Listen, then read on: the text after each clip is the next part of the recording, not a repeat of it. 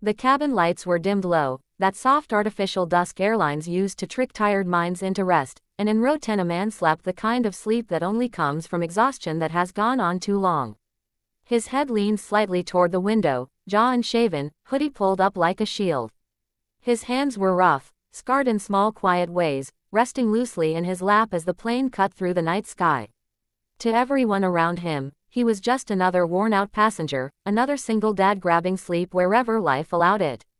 No one could see the weight he carried, or the past he had folded away so neatly that even he tried not to look at it anymore. His name was Daniel Cole, and the last time he'd slept this deeply, he'd been younger, braver, and flying very different aircraft. Daniel's world had narrowed over the last 3 years to a simple, fragile routine. Wake before sunrise, pack lunches, tie small shoes, kiss a sleepy forehead, work long hours repairing industrial equipment, come home tired but present, listen to stories about school that mattered more than anything he'd ever done in the sky.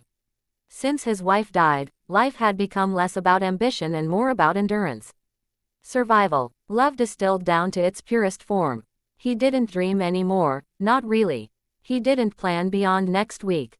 The man who once trusted his instincts at 30,000 feet now trusted only checklists and calendars. This flight wasn't a vacation. It was a necessity. His daughter, Lily, was with his sister for the weekend while Daniel flew cross-country for a mandatory certification exam. If he passed, he'd keep his job. If he failed, things would get harder in ways he didn't let himself imagine. The ticket was cheap, the seat was tight, and the hour was late.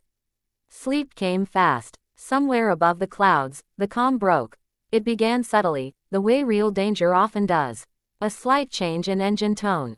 A vibration that didn't belong. Then the seatbelt sign chimed on with an urgency that made heads lift and eyes dart. Murmurs spread like ripples across water. A flight attendant walked briskly down the aisle, her smile practiced but strained, her eyes flicking toward the cockpit door more often than they should. Daniel stirred, not fully awake, but something ancient and trained inside him had already noticed. His breathing changed before his thoughts did. He shifted, straightened slightly, and opened his eyes just enough to register movement, tension, imbalance. Years ago, this awareness had kept him alive. He pushed it away now, telling himself it was just turbulence. Just a commercial flight doing commercial flight things. He closed his eyes again. Then the plane lurched. It wasn't violent, but it was wrong. A sudden dip that made stomachs float and a few passengers gasp aloud. Overhead bins rattled. Somewhere, a child began to cry. Daniel's eyes snapped open fully this time. His heart rate steadied instead of spiking, his mind sharpening with a clarity he hadn't felt in years. He listened. He felt. He knew. The intercom crackled. The captain's voice came through calm but thinner than it should have been, stretched tight over something he wasn't saying. He explained there was a technical issue, that they were working through procedures, that everyone should remain seated.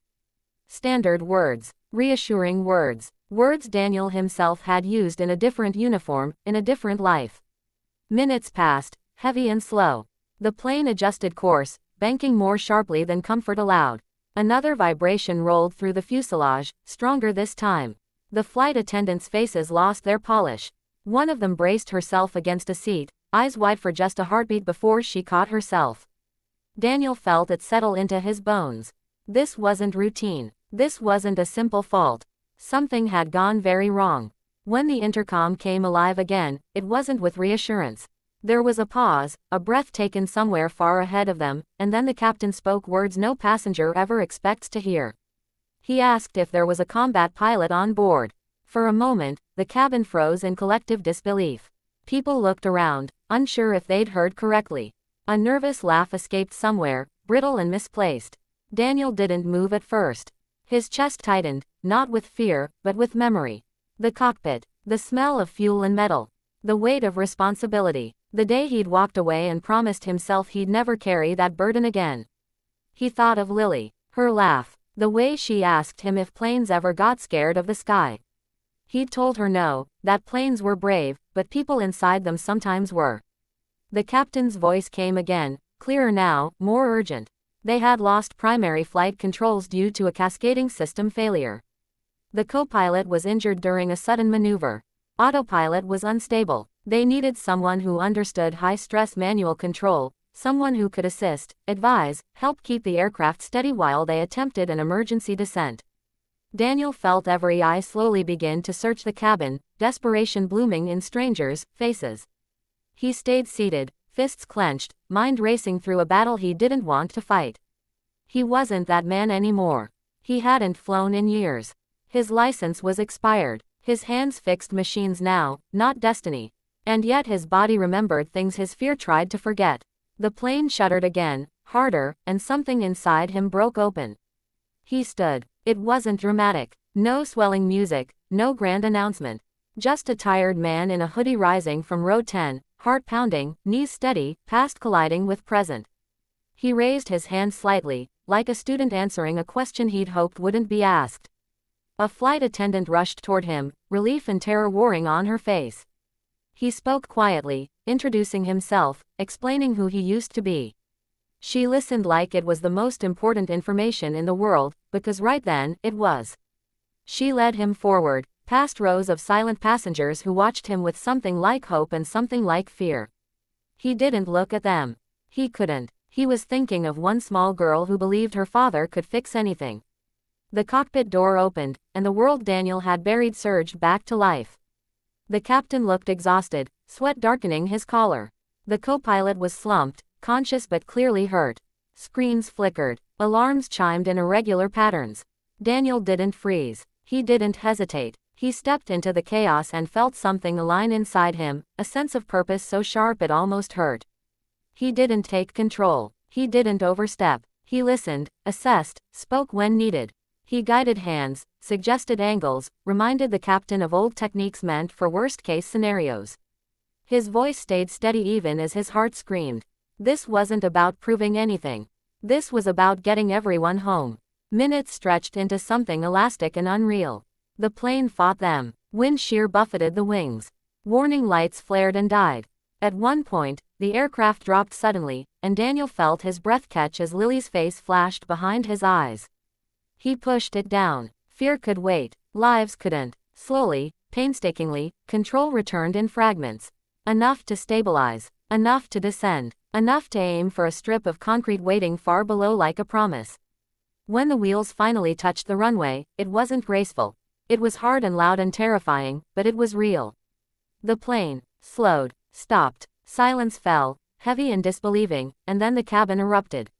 Crying, laughter, applause that shook the walls. Daniel sank into a jump seat, hands trembling now that the storm had passed. The captain turned to him, eyes shining, and gripped his shoulder with a gratitude too deep for words. Daniel nodded once, swallowing the lump in his throat. Back in row 10, his seat waited for him, ordinary and unremarkable. He returned to it quietly as emergency crews swarmed outside. Passengers stared, whispered, some reached out to touch his arm as he passed, grounding themselves in proof that miracles sometimes wore hoodies and tired eyes. He sat down and finally let himself feel it all. The fear, the relief, the grief he carried every day. The part of himself he'd abandoned because it reminded him of loss. He realized then that he hadn't failed by walking away from the sky. He'd survived. He'd adapted. And when the moment came, he'd answered anyway. Hours later, after the chaos settled and phones buzzed with news alerts and messages from loved ones, Daniel called his sister. He asked to speak to Lily. She answered sleepy and confused, and when he told her he loved her, really loved her, she smiled through the phone and said she knew. She always knew. That night changed him, not because he was a hero, but because he remembered who he was beneath the exhaustion. A man capable of stepping forward. A father strong enough to carry both past and present without breaking. Redemption didn't come from reclaiming old titles, but from accepting that every version of him still mattered. Life went on. The exam still waited. Bills still needed paying. Grief still visited. But something inside Daniel stood taller now. He slept a little easier. He smiled a little more. He told Lily stories not just about fixing things, but about courage, about how sometimes the bravest thing you can do is stand up when you'd rather stay seated. And somewhere, high above the clouds, a plane flew steady through the dark, guided by people who believed that help could come from anywhere, even row 10. If this story moved you, if it reminded you that your past still has purpose and your courage still counts, take a moment to like this video and subscribe to the channel. Because you never know who needs to hear that when the moment comes, they might be stronger than they think.